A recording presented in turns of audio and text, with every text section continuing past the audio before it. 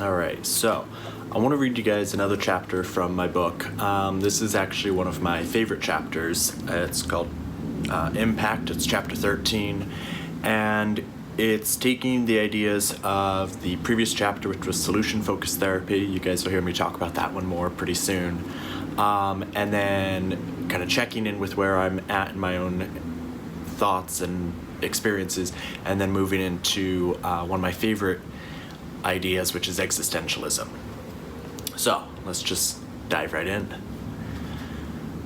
The idea of doing something meaningful is at the heart of Lewis Howes's book, and in fact, his whole career. I've definitely been inspired by him because his genuine concern for helping others achieve their personal definitions of greatness is readily apparent. It was uncanny how much his book, The School of Greatness, seemed like an updated version of a book by DeShazer and Insoo themselves.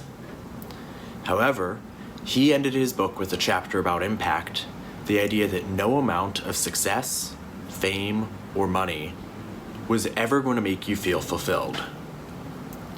Success, fame, and money can all be used to affect positive change if the beholder of them so desires, so they are not inherently bad things. Like with all tools, their goodness depends on how they are used.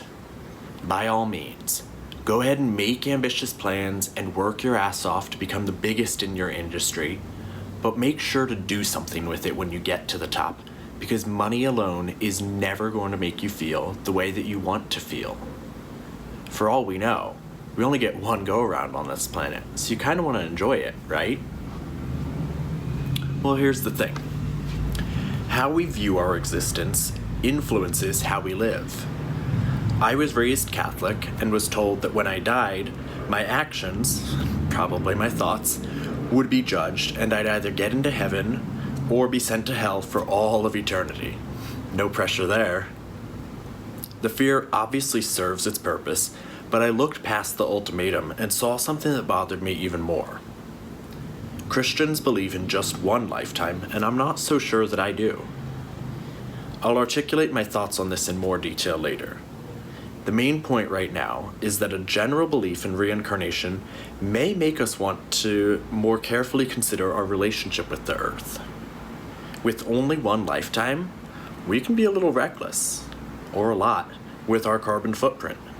The cars we drive, whether we recycle or whether we buy organic, whether it's affordable is for another time, and overall how much waste we create. With multiple visits to this planet, it's in our own best interests to make sure that we do what we can to ensure our next go-around is a comfortable and overall enjoyable one. I've had a friend tell me that minimizing his water waste and recycling weren't worth the time or energy it would take because, as he said, I'm going to be dead before things really start getting bad, so I'm not too worried about it. What comes after me is not my problem. He's certainly entitled to his opinion, no matter how much I wish he and so many others didn't feel the same. I also still distinctly recall a conversation my brother and my parents had about the afterlife from when I was about 9 years old. Wouldn't you rather live your life well in case there's a heaven, instead of living your life like there isn't a hell and finding out there is? It was a compelling argument my mom had made, and though I couldn't explain it at the time, it just didn't sit right with me. It certainly stuck with me, though. The heaven-hell dilemma is effective for a lot of people, and in spite of how I personally feel about Christianity, the people who can put their faith in it often have this confident certainty that I envied for a long time. In the first catechism, one of the first few question and answer couplets started with the question, "Why did God make you?" And the answer was, "God made me to know him, to love him, and to serve him in this world, and to be happy with him forever in heaven." The people who believe in the Christian teachings know their purpose in life, and that can go a long way toward quelling existential anxiety, something we all get to deal with in our lives. Humans are the only species who can consider their existence and consciously make decisions that aren't in their collective or personal best interests. Some examples include driving a Hummer, not recycling, or dating someone who you know is bad for you. This fun mix can lead to some overwhelming feelings of helplessness and despair, or it can inspire greatness. No doubt you've heard of existentialism before, if only from someone who used the word to sound smart. The concept isn't all that difficult to comprehend, but it can be difficult to come to terms with what it entails. At its core, existentialism is about the struggles all humans must contend with, transcending race, religion, sex, and anything else that people might be judged for. In a sense, it's about our identity and how our relationship with the rest of humanity. How am I similar to others, and how am I in my own person? A common theme these days as people make efforts to understand others and their points of view is that we're more similar than we are different, but those differences matter. There is a lot of nuance to being human. Irvin Yalom, a famous existentialist writer, referred to the four givens of human existence: death, isolation, freedom, and meaninglessness.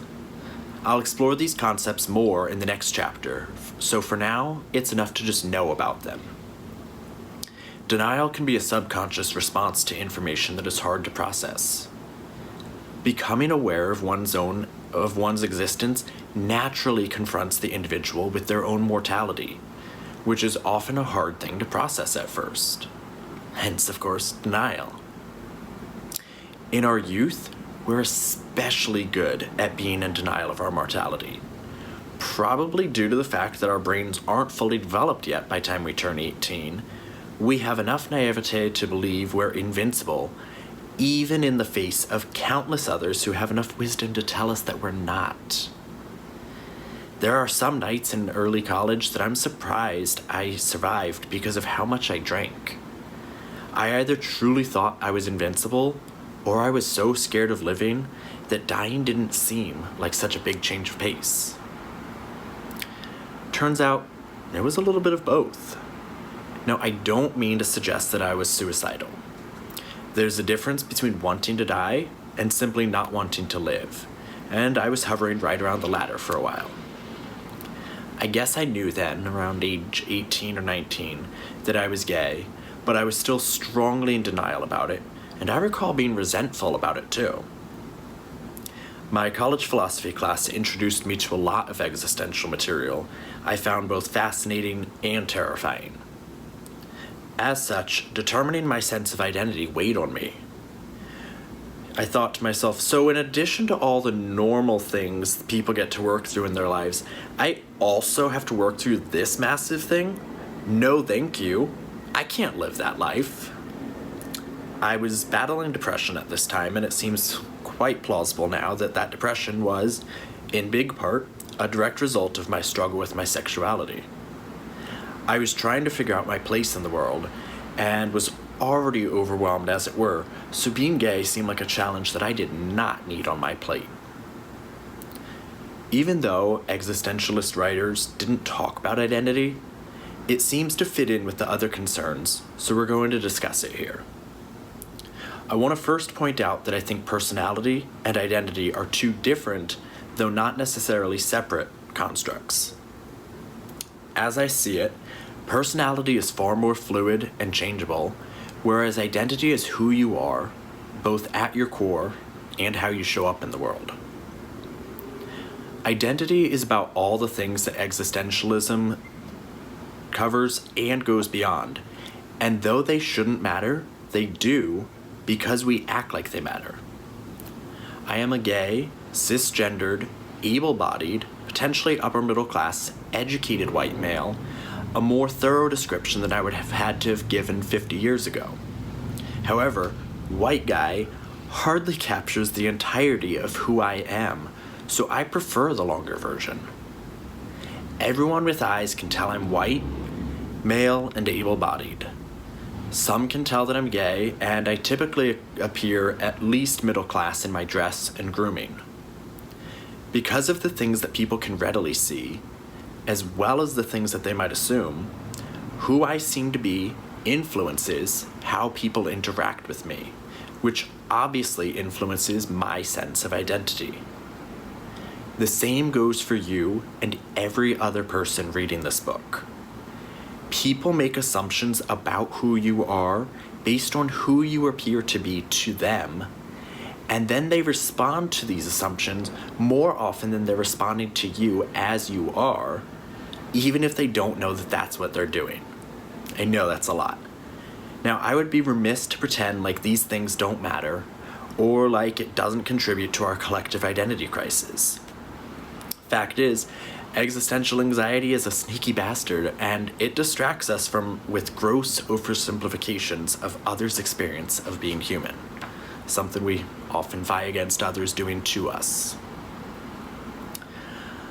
I've spent a fair amount of time both formally studying and recreationally considering humanity. I'm also incredibly intrigued by the human brain/mind, and have come to know my own and brains or minds in general pretty well. A book called Incognito by David Eagleman helped me to understand the ways our brains make sense of the world. With as fast-paced as everything is these days, we don't have time to fully take in and process who everyone really is. We can't really, even if we want to. This is an example of one of 4 of Yolam's givens, isolation. More on that later, though. So our brain reduces people to labels in milliseconds to determine whether anyone or anything around us threatens our survival. One of the many problems with this is that everyone is more than just a label. A second major problem, we can be conditioned to see some people as bigger threats and others as less threatening, making us less able to accurately assess the level of risk in a given situation. The fact of the matter is, we can't know who someone is from such a brief and often indirect interaction. With the internet, more of our interactions are becoming indirect, and who someone appears to be in one instance is not necessarily who they are overall. I often find myself making rash judgments of people based on interactions that last less than 10 seconds. When someone speeding through a parking lot almost hits a pedestrian, I immediately imagine them being equally reckless in every other situation that comes to mind. And my mind can think of quite a few. If I'm not careful, I can start making generalizations about all people who speed through parking lots and reduce them to selfish people who don't care about anyone but themselves. Before too long, I'll realize I'm being judgmental and not giving the person the benefit of the doubt. Because of an instance that could be completely uncharacteristic of the driver, I make the assumption that I know who they are as though anyone is ever just one thing. There are a few people in my immediate and extended family who can be rather judgy, a bad habit I picked up along the way. It sometimes seems like a default setting, but by practicing mindfulness, I can catch myself being judgmental and give people the benefit of the doubt, if only for my own sake. I'm not just judgmental, just like they're not just an asshole. We both are sometimes, but not always. Also, it's super cool to me that humans are so deeply complex. Almost all of us experience similar things, though typically to a different degree and different frequency from one person to the next. We're constantly being reshaped by our social interactions, and there's a lot of pressure on all of us to meet other people's expectations. As cheesy as it sounds, I like to think of people like diamonds. We're multifaceted and valuable, we're tough as hell, and each of us can shine brightly with a little care. We each get to decide for ourselves how much importance we want to attach to each facet of ourselves, though others will certainly try to do this for us. We're all just trying to figure out who we are and our place in the world, and there's no one right way to live life. Too often, when someone shares their, tries to share their, too often, when someone tries to share their story of hurt, others respond with reasons they're not responsible for the speaker's pain, even when there's no implication of blame. Sometimes people will try to one-up another person, as though there's a prize for having endured worse things. We're tougher than we give ourselves credit for, but it's okay to not be tough all the time. Compassion can go a long way when people open up about their pain, and there's nothing wrong with showing someone you care, no matter what you've been taught up to this point. Discussions about the overwhelming pressure of what it means to be a man are slightly more common recently, and there's a lot to unpack when discussing masculinity. Being a man is both a privilege and a responsibility, and we're beginning to acknowledge that it can be a tall order. Some feminists whose ideas resonate with me have said that we need to focus on the equally restrictive ideal that men are held to, because this unrealistic expectation is hurting everyone. I have only recently accepted that I'm a sensitive person, and it was harder for me to accept that than my sexuality. Now, living in Southern California, being gay is very widely accepted, so I didn't have all that much to lose or even fear in coming out. This is not everyone's experience. However, being sensitive is commonly perceived as being weak, and for a man to be Sikh in modern society, well, it doesn't typically bode well. I've been tough for most of my life, but people aren't tough because they chose to be. People become tough because of living through some tough stuff. Diamonds don't just happen without extreme pressure. I don't always want to be tough, though. I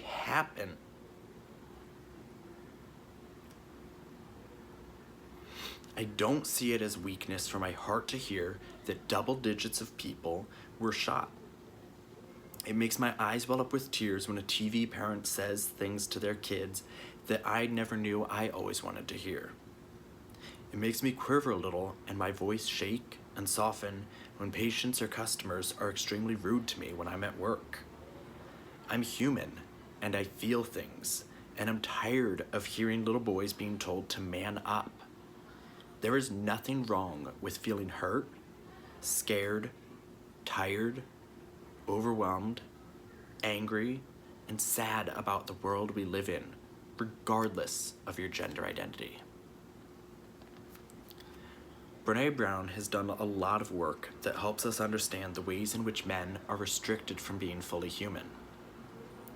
She refers to herself as a researcher storyteller, and she researches shame and vulnerability, things she believes can either build or block human connection, depending on whether they're talked about. Men aren't supposed to look weak. It's an unspoken rule with very real consequences if it's not adhered to. However, shame can't survive being spoken, according to Brené. As men, we learn to keep our secrets and our hurt buried because we don't want others to know that we have them. When a person tells someone about their shameful secrets, they tend to find that they're not alone and that the secret wasn't such a big deal in retrospect. Any openly LGBT person can attest to this. It's better to be hated for living your truth than to be loved for being something you're not, which isn't real love anyway. As Glennon Doyle puts it, you can be shiny and admired or real and loved, but you have to choose. The shame Brené discusses regarding men usually involves instances in which they were hurting and an important male figure told them to man up or don't be a pussy, and so they swallowed their emotional and or physical pain and moved forward, or at least attempted to. This often involved turning their fear, sadness, or hurt into anger and taking it out on someone else, such as in an intense football game. When the men she worked with realized that the reason that they were hurting so much was because they thought they weren't allowed to hurt, it felt like a huge weight off their chests. It's okay to feel. And in sitting with and truly feeling our pain, we can let it pass and move forward more peacefully. I often feel like a boy living in a man's world. I look like a man, many people treat me like a man, but I can feel so overwhelmed and confused sometimes that I don't believe I know the next step to take. When this happens, I shut down, I withdraw to my room, and I play video games or watch TV, something that doesn't make me feel incompetent. I want to feel like a man, though. Men are the achievers, and I want to achieve, but I also recognize the societal pressure on men to achieve. This can lead me to wonder the extent to which I'm working towards the person I think I should be and the person that I want to be. Over the past 10 years, I've been so desperately driven to achieve that I often didn't care which way I went so long as it was forward. Forays into the restaurant business, nutrition, and sports medicine were a few of my many attempts to make an impact, but none of them brought my full self into consideration. These attempts were merely interests, and I was searching for passion. I often felt like a boy playing dress-up in his dad's two big shoes with a necktie poured tightly around my neck, hoping people wouldn't see behind the facade I put up as I pretended to have all the answers. I wanted to feel like a man, so I jumped fully into something, anything, and committed myself to it until it seemed time to jump ship. Then, I realized that nothing really brought me joy, and that worried me. Fortunately, Brené's words saved the day again. In one of her TED Talks, she says, "You cannot selectively numb emotion. You can't say, here's the bad stuff. Here's vulnerability, here's grief, here's shame, here's fear, here's disappointment. I don't want to feel these things. I'm going to have a couple beers and a banana nut muffin." You can't numb those hard feelings without numbing the other affects, our emotions. You cannot selectively numb. So when we numb those, we numb joy, we numb gratitude, we numb happiness. And then we're miserable and we're looking for purpose and meaning, and then we feel vulnerable. So we have a couple beers and a banana nut muffin, and it becomes this dangerous cycle. No one wants to feel vulnerable. We don't like negative feelings, and we spend so much effort trying not to feel them. As men, however, we're led to believe that we shouldn't ever feel unsure or sad or scared. So when we inevitably do, we think we're somehow less manly, and we often try harder to feel certain and confident. In a recent episode of Modern Family, Phil went on a camping trip in an effort to reassert his manhood after having been let go from his firm. When our masculinity is challenged, we can sometimes go overboard trying to prove ourselves. It took more energy than I had to act like I had it all together when I didn't. And when I realized I was only faking being happy, I decided that feeling bad sometimes couldn't be worse than not feeling at all. Suddenly, being strong was about more than just the size of my biceps. That measure of manhood always made me feel like I fell a little short, but I knew, inexplicably and to my core, that I was strong enough to feel all the things I'd shoved down for so long and still get back up again. I knew I had to so that I could feel the way I wanted to feel. I'm able to feel with people. I guess I never really had a choice. When people start opening up to you about their pain, it evokes an emotional response. Pain wants to be acknowledged. Multiple friends have told me that I have both a trustworthy face and name, so naturally, there's no shortage of friends who have told me things like the fact that they were sexually assaulted, or that they're bi, gay, or questioning. Our own secrets can be the hardest to keep. Every time this happens, though, somehow, I'm able to keep my face and voice calm, even as I panic inside. Why are they telling me this? Do they think I know how to handle this? What do I say next? And yet, in spite of my panic, I always seem to handle these conversations with finesse. Eventually, I decided it was significant that I was able to have these conversations without even knowing how I did it.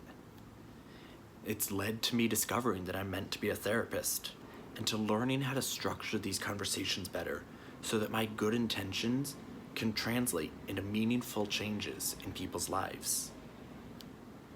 In the process of introspection that this book has required of me, I have come to know that being a sensitive person can be a good thing, albeit a difficult good thing. I have learned how to face my own pain and how to help others carry their pain, but to not carry it for them. A lesson I definitely had to learn the hard way. In an interview with Lewis Howes, Brené Brown remarked that everyone wants to be brave, but no one wants to be vulnerable. They're two sides of the same coin, she tells us. She challenges men to think of an instance in which someone showed bravery without consciously risking physical, mental, and/or emotional pain. No one has been able to do so, though they've certainly tried, effectively proving her point. I felt like more of a man after listening to this interview. For so much of my life, I thought I had to be tough and unfeeling to be brave, but to allow oneself to feel another's pain, or hell, even our own, since we're so busy running away from it, requires vulnerability, and it is its own act of bravery. It is my sincerest hope that something in this book will have given you the courage to face your own pain, because helping others to walk toward their pain is the impact I most want to have on this world. Danielle Laporte writes that becoming your true self is your greatest power, and that everything good flows from there. In my case, that has meant getting to know and accept myself so that I can show others how to do the same. As a writer, it has also meant finding my voice, the way I want to present myself to the world. I think it's an innate human drive to want to do something meaningful with our lives, though these attempts are often misguided. Beyoncé is a great example of this next point. There were some great singers before her who she could have modeled herself after, trying to be the next Whitney Houston or the next Mariah Carey. However, Beyoncé didn't try to be the next anything. She chose to be the first Beyoncé. In embracing what makes her unique and playing to her strengths, she has become one of the biggest stars in the world, something that isn't likely to have happened if she were trying to be like someone else. I enjoy watching The Voice, and one of the things I notice the coaches often reminding their artists to do is to always make their song their own. If they try to sing a Beyoncé song exactly like she sings it, they're just doing karaoke and not establishing a voice of their own. The biggest impact anyone can have is to find their voice and then use it. Playing second fiddle to someone else is no one's highest calling. Your beliefs and your values are also part of your identity. If you belong to a religion, that's obviously going to be some part of your identity. And if you have a belief structure that can't yet be clearly articulated, it's just as much a part of your identity too. I think that each of us must figure out what it means to own our identity, each individual part, and how they work in conjunction. Between using person-centered therapy and facing Yolam's givens, you really get to know yourself, inside and out. Certain parts of your identity are immutable, which is where acceptance comes in. Your sexuality and your skin color are two such things that must be accepted since they cannot be changed. But the beliefs you have of what it means to be LGBTQ or a person of color, those can be changed. Changing your beliefs can change the way you present yourself to the world, something we'll discuss more in the chapter on strategic therapy. The fact of the matter is, for as much as anyone tries to define you, your identity is yours alone to define, and it deserves to be honored. You have the right to express your identity in whichever way you please, and though others may have opinions, they have no real say in the matter. When you get to a point where you feel like you truly know yourself and you value that self, it doesn't matter what anyone else says, positive or negative. I personally believe we are each our own God, and I live my life in an effort to worship the divinity in me. It doesn't need to work for anyone else. It works for me. I am a complex, unique individual, and I've loved that for as long as I can remember. A lot of people wish to blend in, to be like everyone else, and I hope they eventually learn to love their uniqueness too. I may look like a lot of other people. I can't tell you how many times people have told me that I remind them of their nephew or their neighbor or their cousin, but that doesn't negate my individuality. It is my beliefs and my way of viewing the world that make me who I am and completely different from all the other people I might look like.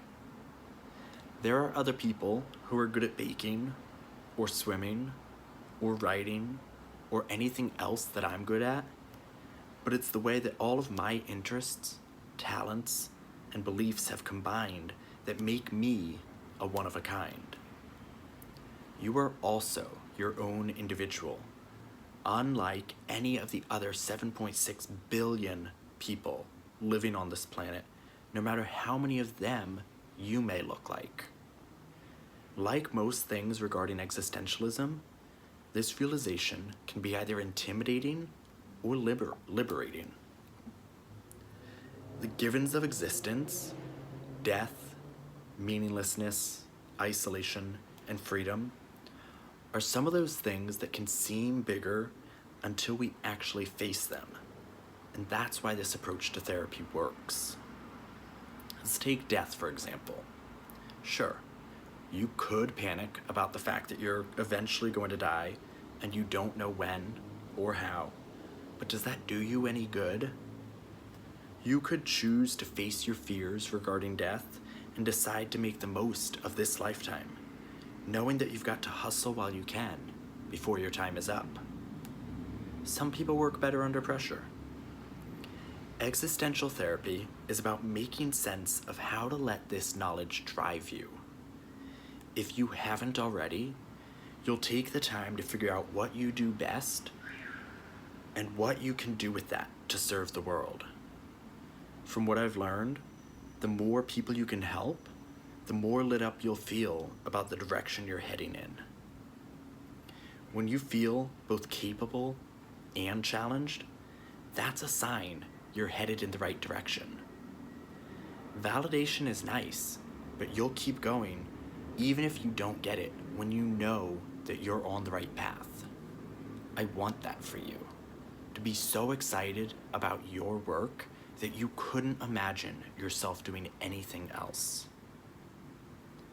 If you're constantly getting bogged down by, I have to do this and I should be that, you're not gonna have the clarity necessary to figure out your real purpose. If you have a job you hate right now, or even a job that's okay, but I'm not crazy about it, you're probably trying to answer the question, what would I rather be doing instead? I know some people who make finding their answer such a low priority. They just trudge through their to-do lists that are filled with things they attach too much importance to actually have the time or energy to get to the questions or tasks that really matter. Worse still, they may not realize they're doing it. This was me for far too long when I bought into the pervasive and inconvenient mantra running through my mind of, "You're not good enough." On a subconscious level, people sometimes don't want to know their purpose because then they have an obligation to live it out, and they're haunted by the idea that they're not good enough to do that. These are struggles we all face, and we could bond over our shared pain and fear, but too often we focus on how it affects us as individuals and try to prove to others that we hurt worse than they do. Our inability, or perhaps unwillingness, to face our pain causes the sense of disconnect we fear, and that, my friend, is the heart of existential concerns. Thank you.